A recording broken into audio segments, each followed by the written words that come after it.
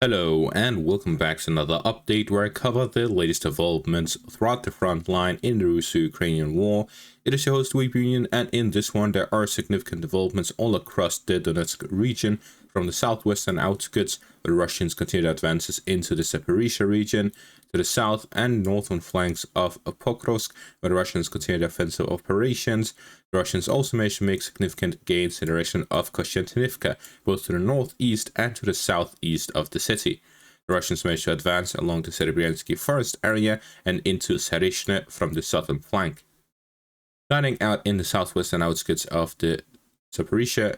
Donetsk border area, the Russians managed to advance in the northern flank of Ulhiske, gaining control over additional forest lines and fields, continuing the offensive operations which started a couple of days ago. These offensive operations look to advance in the southern flank of the Zaporizhia first line of defense, to gain control over the eastern flank of Poltavka for offensive operations to reach the defensive line from the south. Aligning the front line with these defensive positions will allow the Russians to continue the offensive operations on the eastern flank by spreading out the Ukrainian forces to man up the positions all along the defensive line, spreading out their forces and limiting their defensive capabilities on the eastern flank, where they managed to concentrate their forces for counterattacks. Now that the Russians are spreading out their Ukrainian forces, they're able to put pressure on a wider front, taking advantage of their numerical superiority over the Ukrainian forces. On the southern flank of Pokrovsk, there is a Russian and Ukrainian advance. The Ukrainians managed to continue their counterattacks in the direction of Tryanda, regaining control over the positions in the southwestern outskirts of the city itself, to push the Russians back across down to Leontovichi, having the river line as a defensive line, as they continue counterattacks to regain positions of the city itself and kick the Russians out, strengthening their defensive capabilities around it. The closer the Russians get to the city without gaining control over important areas such as the Shakhtarsky district or other apartment complex areas or industrial areas, the more difficult it becomes for them to consolidate their positions and increase their forces, because they are vulnerable to Ukrainian artillery and drone fire, while the Ukrainians hold up in these apartment complex buildings which are much better fortified. Although the Ukrainians do expose themselves to a lot of danger when they counterattack to regain control of positions, as the Russians would then be able to launch drone attacks and artillery strikes on their positions as well. On the northern flank of Pokrovsk, there are significant advances by the Russians in the direction of Volodymyrivka, where the Russians managed to gain control over parts of the southern and eastern parts of the town. The Russians also continued advances on the northern outskirts of Pankivka on the western bank of the river line. The Russians also managed to make several advances to the east of Volodymyrivka and Shakhove. Russians are developing offensive operations towards the four settlements here along the river line of Sofivka, Toretsk, Shakhove, and Volodymyrivka. Getting control over these four settlements will completely secure the eastern flank of Kotyrev Yar of the offensive operations of the Russians on the northern flank of Pokrovsk, and strengthen the offensive capabilities in the northwestern direction, in the direction of Zaporizhia, as well as the supply line that is connecting Zaporizhia with Kramatorsk and the Kostyantynivka line, as well as the northern flank of Rodinsk for offensive operations towards Pokrovsk and Myrnorod. In the direction of Kostyantynivka, significant developments have taken place. Following the capture of several fortified positions near Predeshine, the Russians managed to gain a foothold in the eastern parts of Kostyantynivka, getting control over the fortified positions on the outskirts of the city. Now the Russians have also managed to secure the T0504 highway between Stupushki and Kostyantynivka, gaining control over several fortified positions on the northern flank of the highway, as well as the Dacha area and forest patch areas. This has secured a foothold within the city and allowed the Russian forces to have a stable supply line into it. Although the Ukrainians are close within the northern and southern flanks, if the Russians are able to break the positions of the Ukrainians on the southern flank, which are now operationally encircled, and the Russians are storming these positions directly from the southern direction through Bilaora into Oleksandro-Kilinove, as well as in the direction of Predeshine and Supushki from the southern flank near Bilaora, the Russians looking to gain full control over the pocket, which will allow the Russians to have additional supply lines and further secure the supply lines they have into the city. Although, as mentioned in the previous video, the Russians would need to gain control over the railway station, a foothold within the industrial area, or the apartment complex areas in the central parts of the city before they can actually establish themselves within it. Similar to the Pokrovsk direction, the capture of the pocket here on the southern flank and developing offensive operations on the western flank of Chasiv to gain control over the fortified positions and the high ground overlooking the city of Kostyantynivka, getting control over settlements such as Chervone, Podiliske, Novodimitrovka, Molocharka, and Stinky would allow the Russians to gain control over the northern flank of the city for the operational encirclement, as well as the high ground overlooking the city, significantly improving their possessions. Even without gaining a foothold within the city, they'll be able to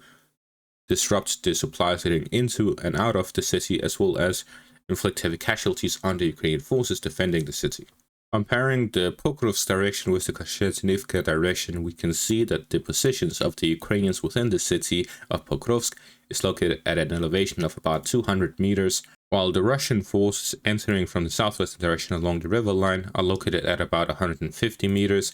Going further and deeper into the city, the elevation grows, which means that the Ukrainians have the high ground defending the city, allowing them to overlook the Russian forces in the area. The Russian control over the waist deep into the southwest allows them a high point,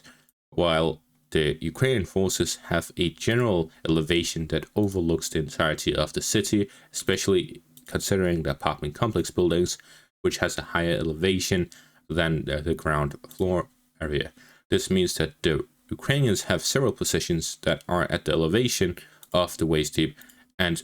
completely overlooking the entirety of the Russian positions within the city, which puts the Russians at a significant disadvantage.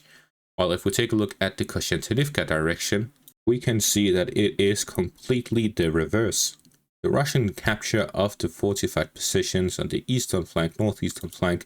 is at the high ground with an elevation of 200 meters, 211 meters, while the Ukrainian positions within the central parts of the city are all the way down to 80 meters of elevation along the industrial area, the apartment complex areas, which means that the Russians have the complete geographical advantage when it comes to entering the city. And this makes a significant difference between the Russian storming of Pokrovsk and Kostyantynivka. The Ukrainian garrison of the city simply does not have the situational awareness to properly defend against the Russian forces storming the city from the northeast. And that's why it was so important for the Ukrainians to hold the defense of Stopushki and Predyshine, as it allowed them to significantly delay the Russian attack on the city. But now that the Russians have control over both of these towns on the southwestern outskirts of Chasiv they're able to start storming the city. They're within a close proximity to the industrial area, just a few kilometers away,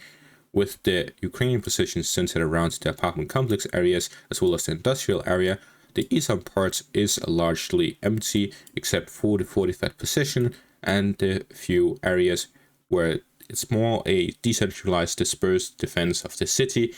beyond that of the apartment complex areas and the industrial areas, where the Ukrainians mainly rely on drones and artillery beyond those defensive positions as the fortifications and the industrial and apartment complex areas. This means it is unlikely that the Ukrainians will be able to recapture these positions the Russians have established within the eastern parts of Kostyantynivka. They'll likely be able to hold on to them to gain control over the pocket created to the southeast of Kostyantynivka, allowing for additional supply lines to lead into the city.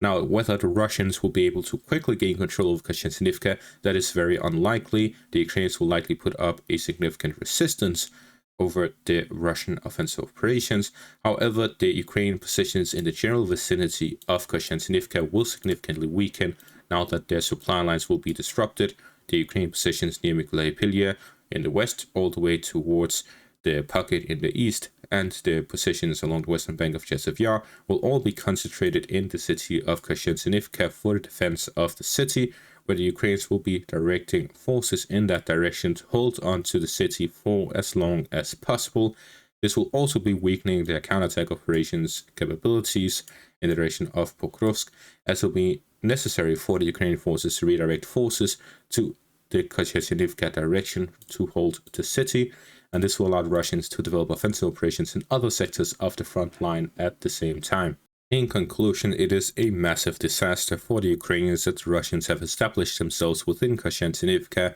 and the battle over the city has definitely begun, and it is likely that the Russians will capture Kostyantynivka before they capture Pokrovsk.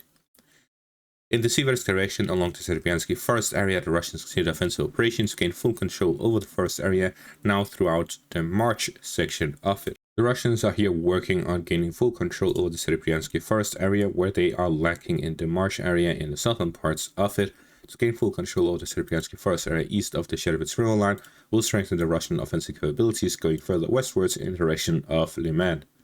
As for Zaporizhia, the Russians have established themselves in the southern parts of the town, following their control over the northern parts of it. The Russians are here working on gaining full control over Zaporizhia across the Serebryansky river line, expanding the zone of control along the river line itself, and strengthening the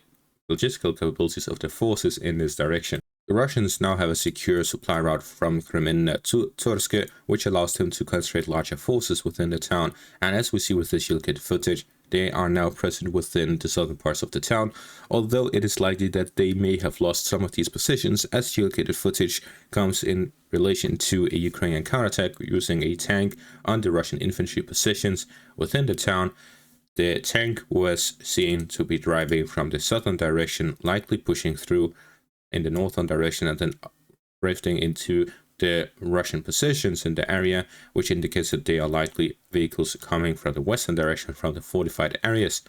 The Ukrainians do not have a significant garrison of Zaporizhia. Instead, their main positions are along the fortified positions along the crossings. They are mainly relying on drones and artillery to attack the Russian positions, following which they launched some armored counterattacks on the Russian positions to try and get them back across the river line. They're taking advantage of the fact that the Russians have to cross the river line to continuously launch these counterattacks that are more mobile. This allows them to inflict casualties on the Russians without having to rely on static defenses, which would increase the casualties they take from Russian FPV drone, artillery, and FAB bomb activity.